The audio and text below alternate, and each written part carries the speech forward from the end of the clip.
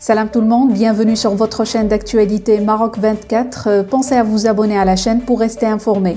Aujourd'hui, jeudi 24 novembre 2022, on a choisi de vous parler de l'exclusion du front séparatiste du Polisario par le président américain Joe Biden de la liste des invités au sommet États-Unis-Afrique à Washington qui aura lieu du 13 au 15 décembre.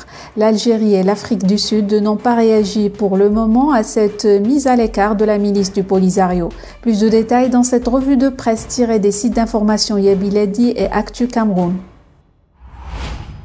Du 13 au 15 décembre, Washington accueille le sommet Afrique-États-Unis. Le Polisario n'est pas sur la liste des invités du président Joe Biden. En ne conviant pas le Polisario, l'actuel locataire de la Maison-Blanche ne fait que suivre les traces du président Barack Obama. Pour mémoire, lors de l'édition 2014 du sommet Afrique-États-Unis, organisé également à Washington, il n'avait pas adressé d'invitation à la milice du Polisario, arguant que son pays ne reconnaît pas la fantoche raste. Au même titre que les États-Unis, la Chine, la Russie et la Turquie ainsi que l'Inde, en 2015, n'invitent pas le Polisario aux réunions avec l'Union africaine. Seule l'Union européenne se plie aux pressions des alliés du Polisario, principalement l'Algérie et l'Afrique du Sud, et accepte sa présence aux sommets bilatéraux, une présence qui arrange certains pays européens. Les États-Unis voient dans le sommet avec l'Afrique une opportunité de renforcer les liens avec le continent.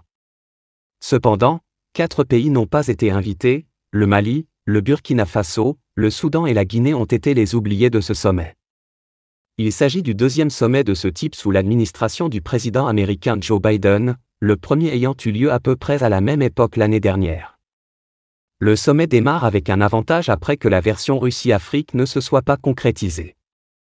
Les États-Unis et la Russie se considèrent comme des rivaux dans leur approche de l'Afrique, et la guerre en Ukraine a rendu les choses tendues.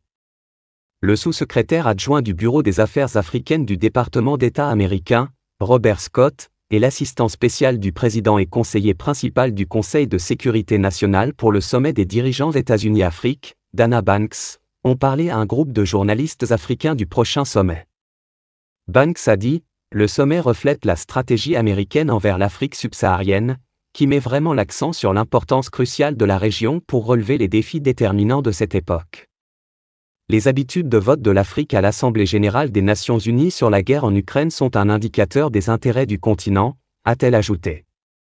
Pour les États-Unis, cela avait été un signal d'alarme, car le continent n'avait pas carrément condamné la Russie. En tant que tel, Banks a déclaré que le sommet considérerait que l'Afrique est un acteur géopolitique clé, qui façonne notre présent et façonnera notre avenir. Les États-Unis chercheraient à s'engager d'une manière mutuellement respectueuse, et qui met vraiment en évidence et renforce nos priorités communes. Le Mali, le Burkina Faso, le Soudan et la Guinée sont les seuls pays africains non invités au sommet. Cependant, des organisations de la société civile de ces pays seront présentes. Nous avons des plans pour incorporer des membres de leur société civile et de leur communauté dans le dialogue et dans la conversation au sein du forum de la société civile et peut-être dans d'autres engagements qui sont prévus, a déclaré Banks. Ces 4 pays purgent des suspensions en raison du transfert illégal de pouvoir par des coups d'État. Le Zimbabwe, qui a été snobé l'année dernière, a été invité au sommet, mais le président Emmerson Mnangagwa ne peut pas y assister en raison de restrictions de voyage. Au lieu de cela, le ministre des Affaires étrangères Frédéric Chava, ancien envoyé à l'ONU à Washington, fera le déplacement. Pour rester informé, je vous invite à regarder les vidéos Maroc 24 qui s'affichent sur votre écran.